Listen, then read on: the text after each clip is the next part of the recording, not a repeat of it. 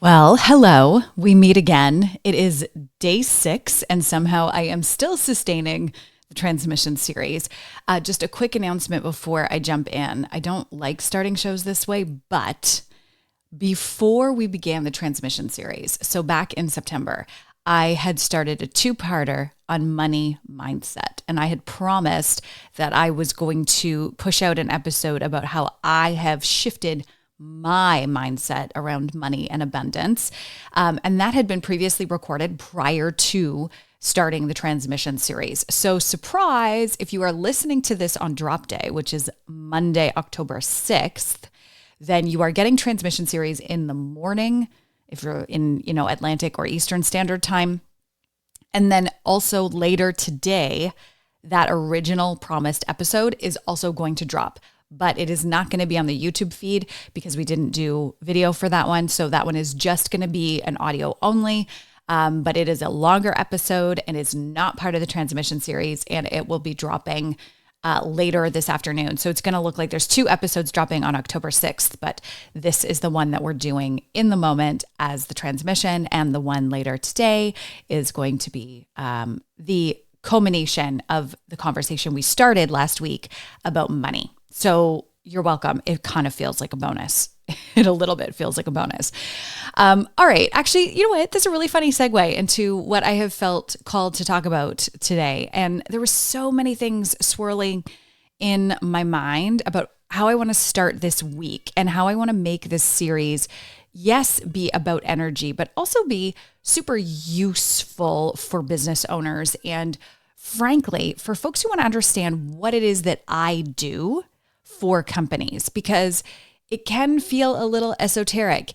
And so today I want to talk about something that gets tangled up in almost every single business conversation I have. Whether you have a large team, whether you have a growing team, if you are a startup, or if you are a solopreneur, in almost every case, I have seen these things get tangled. There's good reason for them getting tangled. They are meant to be enmeshed, but the entanglement can cause challenges in terms of alignment. And what I am talking about is the difference in function between communicating and marketing. Okay. So today I really want to drill into this because there is an energetic bend to it. They are both in the same ballpark, but they both play different roles. Okay. So if you have ever heard yourself or your team or somebody say, we just need to post more on social, or we just need to get our message out, or we just need to get them, and by them I say potential leads or clients, we just need to get them in the funnel, then you're probably blurring these two things without realizing it. And I say this with all the love in my heart because it's a hard concept to grasp if you are not in it every single day. So let's start with the act of marketing, because I think that's the phrase most people use. And when people come to me, typically that's what they're asking for. But what I tend to uncover is that truly what they need first is communication. So, and they operate at different speeds as well. Marketing and communication have different speed settings.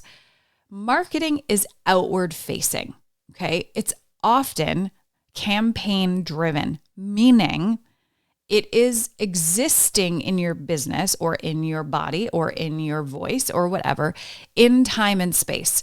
You will market something from November to December, and then your marketing is going to change, right? It is about demand, very much so, right? It's about how you position and promote your story to reach your audience and drive a given action. I don't think this is going to come as a surprise to you that that's what marketing is, right? That's exactly what it is. And it is never a sure thing. There are some people who are very, very talented at marketing. There are some people who can operate much faster at marketing than others. But marketing is always a game of experimentation. And when you're experimenting and there's money involved, speed always becomes a factor, right? Because if you take too long, you can burn through a lot of cash. You can burn through a lot of time. Time is money. Money is money, right? Marketing has a lot of pressures around time, speed, metrics, and campaign. And it's often compared against itself.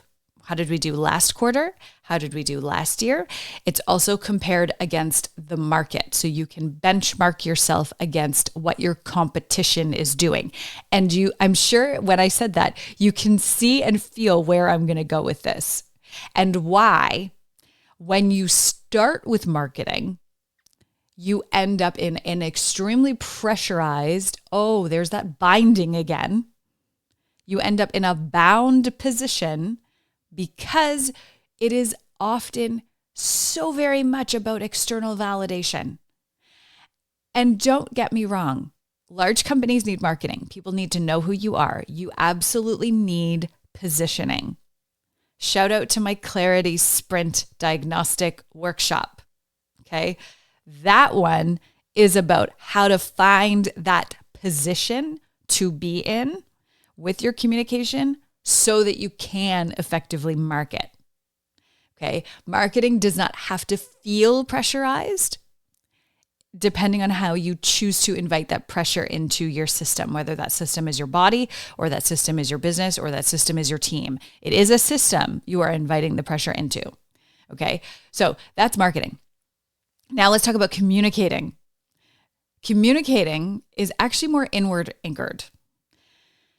Communicating is how you embody that story. It's how you set boundaries. It's how you align your team, align your voice, align your narrative, and keep everyone moving in the same direction. So often what I see, especially in startups, is your marketing looks and feels like a pinball machine. You are ping, ping everywhere, everywhere, everywhere. And what I see instantly, I can diagnose it as lacking a communication foundation. It is not embodied. It is highly reactive. It is 100% based on external validation. And what I say in the Clarity Sprint Diagnostic is that it's often very clear that you're not fully in control of that message because of the percentage level of reactivity in what you're doing. And here's what happens over the long term. When you don't actually have a good foundation in the way you're communicating and aligning, and you jump straight to marketing first, you will end up exhausted and burnt out, and you'll leave results. I'm not going to say money. I'm just going to say results. You're going to leave results on the cutting room floor. You're not going to exact as best results you can, right? Marketing talks to people. Marketing drives people to do a thing. Communicating is how you actually reach out through you to them. Communicating is a much more energetic, deeper, foundational element of your business and of how you exist. You can communicate without saying anything at all. You know this. If you have a small child and you give them one look that says, be quiet right now or you're in really big trouble, you don't have to say it and you are communicating. You're not marketing. You're marketing to that child when you're trying to get them to understand how important it is for them to hurry up and put their boots on to get out the door. If you get your boots on really fast, I'm going to give you a granola bar when you get in your seat in the car and we drive to school. Ooh, that's marketing. Communicating is that death stare that you give them when they're being naughty in public. Okay, maybe that's the best way to explain it. So communication is the system that makes marketing work. It's the reason your message feels consistent no matter who's speaking. It is the most closely associated with brand identity. And there is that word. There is that word. We've been talking about identity. Yesterday, we talked about wearing this identity of almost. Okay. Identity exists at multiple levels of ourselves.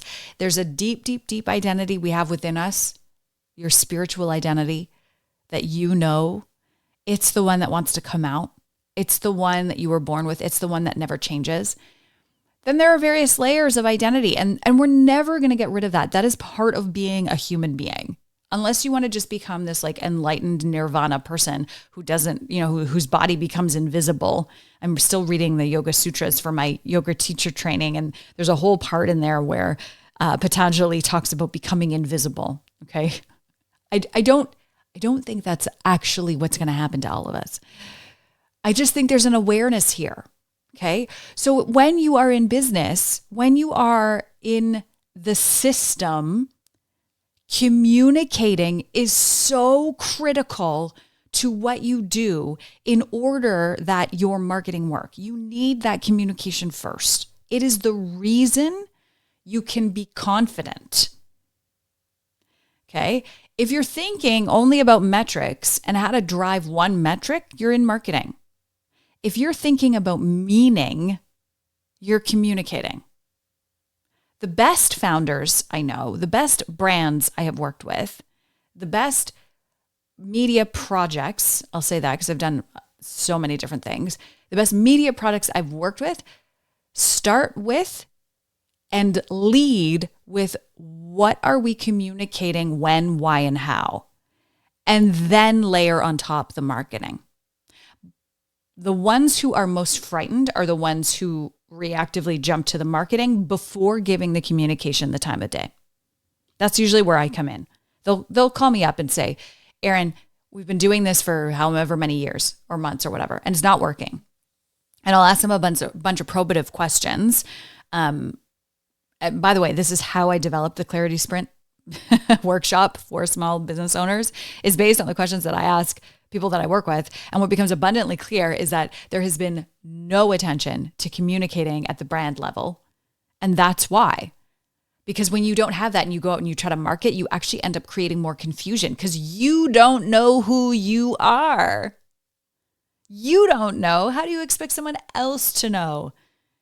And the market, aka people, whether they say it to your face or not, they can feel that lack of alignment. They can feel that dissonance. They can feel that the frequency is off. They can feel it. And where will you see that in marketing? You'll see that in your results. You need to be anchored in an embodiment. You need to communicate the frequency always. You need to be constantly pinging that frequency and then marketing around it to create an energetic field. We've started to talk a little bit more about that. So long as your frequency is strong, you can start to market and that field is just going to grow. But if the baseline frequency is weak, misaligned, crooked, it's not going to hold enough weight to expand with your marketing. All right. So before we close, there's one more thing I just want to clarify, which is the difference in the role between the marketer and the communicator. And I know we're a little bit over time today, but this was really important for me to get off my chest. I'll see lots of folks say, we need a chief marketing officer or a fractional CMO. And just in light of what we talked about, I want to clear this up. A CMO's purpose is to drive demand. Their purpose is to drive revenue. The assumption of the CMO is the brand itself is already locked in. And then they're just put in the driver's seat and they go. They focus campaigns, they build brand awareness, and that builds pipeline and that builds acquisition. They're constantly asking, how do we get in front of more people who are going to do the thing we want them to do? That's what a CMO does. And they do that by bringing in VP level team and coordinators and managers. The chief communication officer, the CCO, whether embedded at a fractional level or hired, their purpose is to shape the understanding and alignment upon which the CMO acts. They work together. The CCO focuses on things like reputation, internal messaging, trust building, coherence with the brand, coherence with the experience with the brand. Often, customer experience lives under communicating. Customer acquisition lives under marketing. The CCO is asking questions like, how do we make sure everyone inside the organization and outside the organization understands who we are and what we stand for. The energy is inward anchored. It's relational and it's trust building outward because the CCO is the one that forms the anchor. So in closing, the CMO sells the story. The CCO protects it. The CMO creates the vocalization. They are the noisy part of your business, as they should be. The CCO is the one that ensures that what they're saying has meaning. So I hope you found this one helpful, and I hope you look forward to the next drop that's happening today.